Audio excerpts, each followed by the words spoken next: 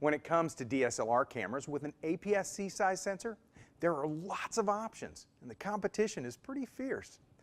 Pentax is a respected player in this market, and this new camera has more than one special feature that sets it apart from the pack. Let's have a look at the Pentax K-3.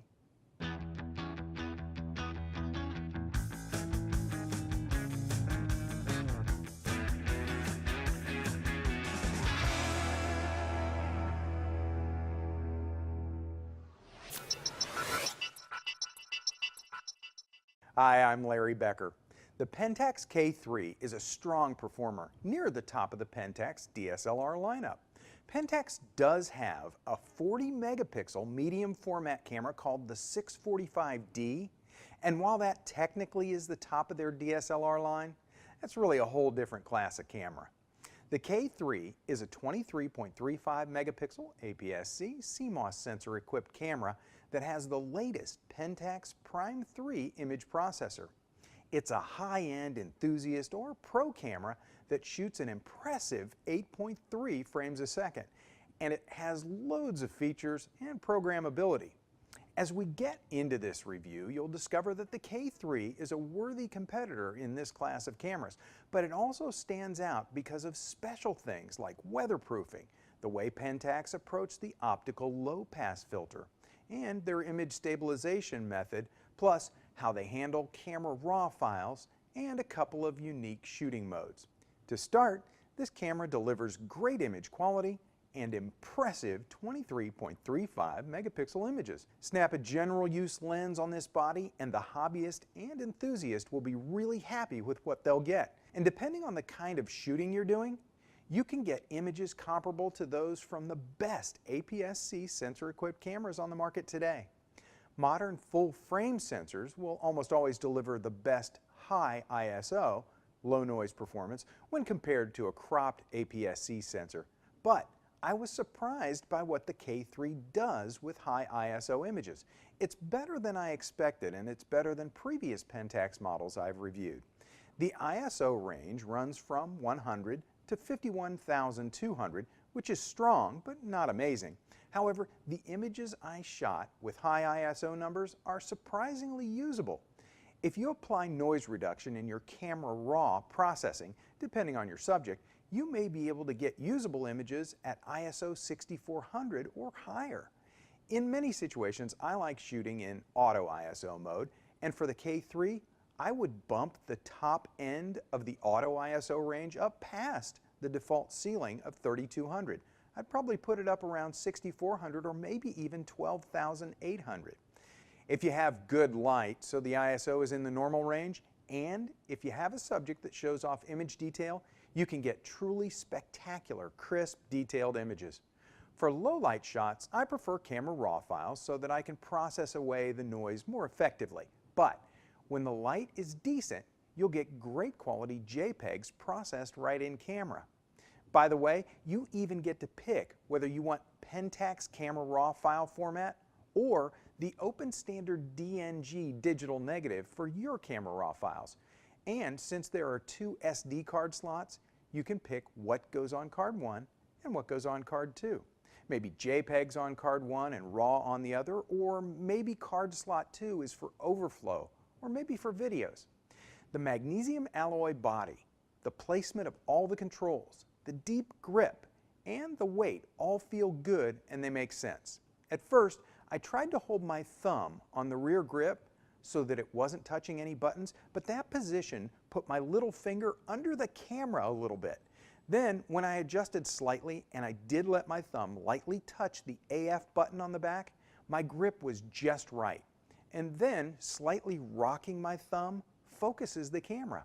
I actually like that better than pressing the AF button with my thumb tip. Of course, you can also focus by pressing the shutter button halfway down, but that rear AF button is a great way to shoot. You just have to get used to how the AF button becomes a part of your grip.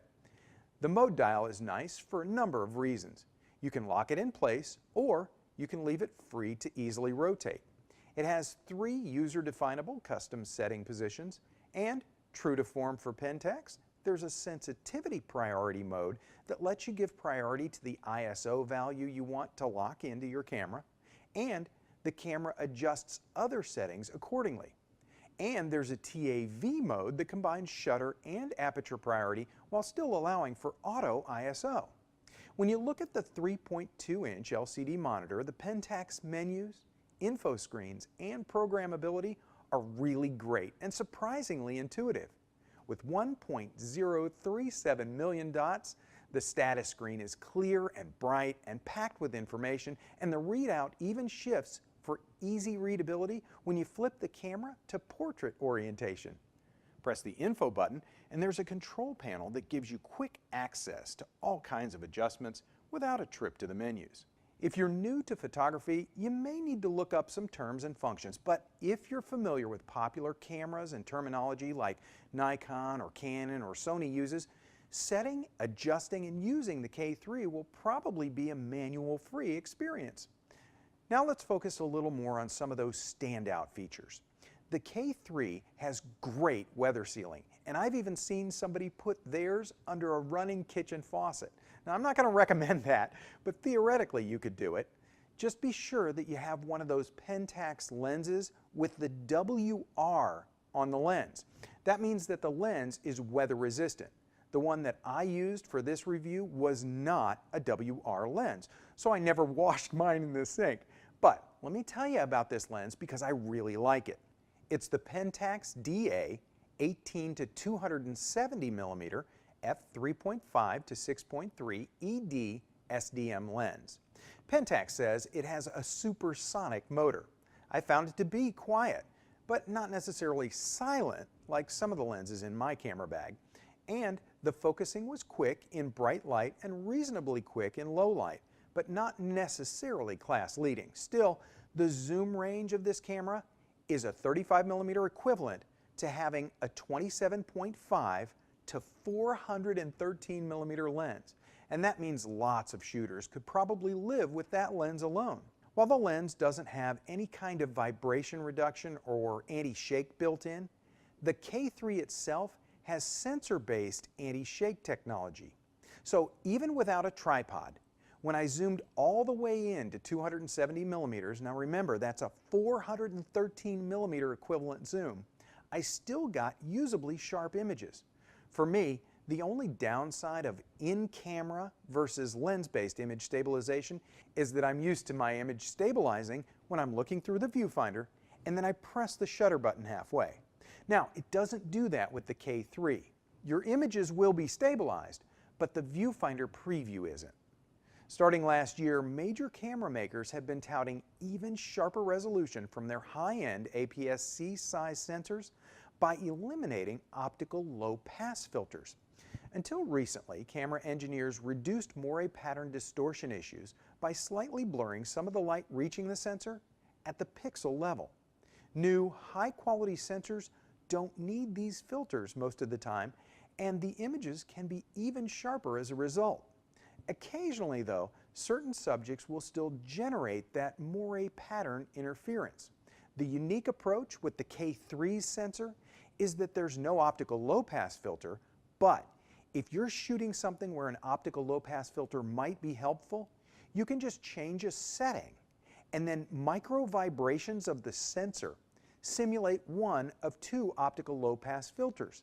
This is a world's first, and there's even a white paper all about it on the Pentax website if you want to know even more. The K3 is also a video camera, and you'll be able to shoot good quality, informal HD video. But it ends up being a mix of pro and non-pro video features, so this may or may not be a go-to rig for pro videographers, depending on their needs.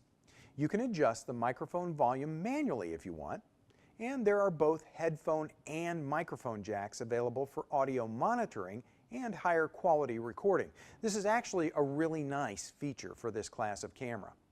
There's no high-speed 1080 60p, but there is cinematic 24 frames a second mode, and the maximum 1080 HD capture rate is 30p or 60i.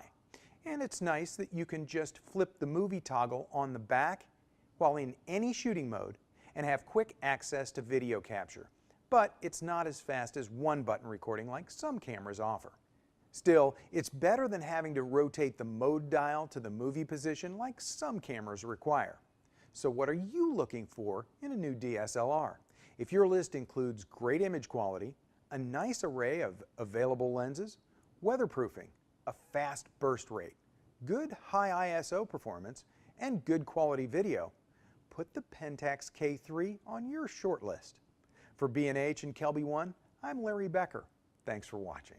Whether you're a hobbyist or a professional, B&H has the answers to your questions. Experience a world of technology at our New York City Superstore. Connect with us online or give us a call. Our staff of experts is happy to help. Scott Kelby here, and welcome to this quick tour of our online training.